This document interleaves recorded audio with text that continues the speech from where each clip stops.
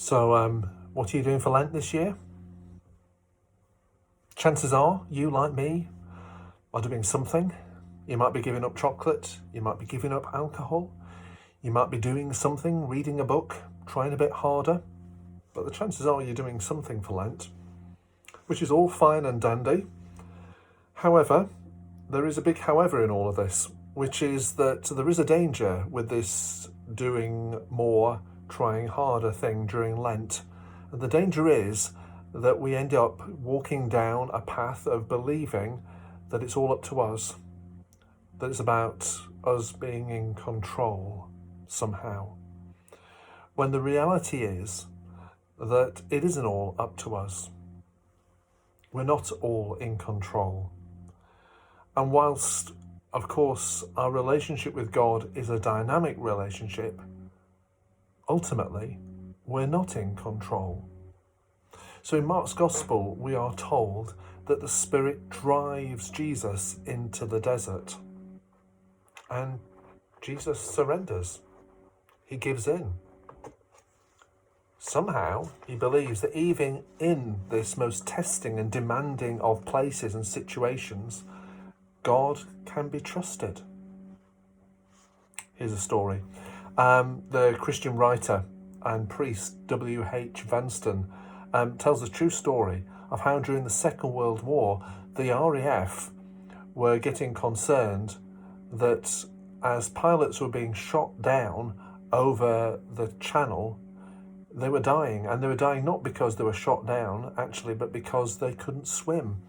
And so the new recruit, Vanstone, and his fellow recruits were marched into the swimming baths one Monday morning by a sergeant, and they were split into swimmers and non-swimmers. And the non-swimmers were told that they had 5 days to learn how to swim, otherwise they'd spend the rest of the war peeling potatoes.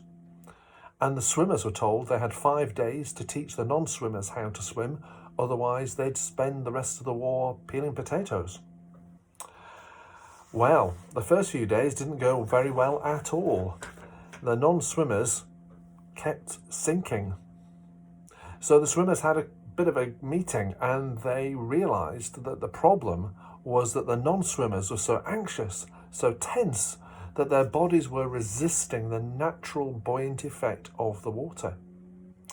And so on day 3, they began with some messing about, with some games, dive bombing, splashing, games, anything just to help the non-swimmers begin to relax a little bit and to trust that the water would actually hold them as they began to swim. And by day 5, they were all swimming. It's a true story, but it's also a parable about how important it is to trust. Jesus trusts God enough to be led into the wilderness. He knows that as well as Satan, there will be angels. As well as hunger, there will be bread. As well as testing, there will be grace. That gospel story asks us whether we too can give up trying to grow in faith by being in control. Can we surrender to the God who loves us?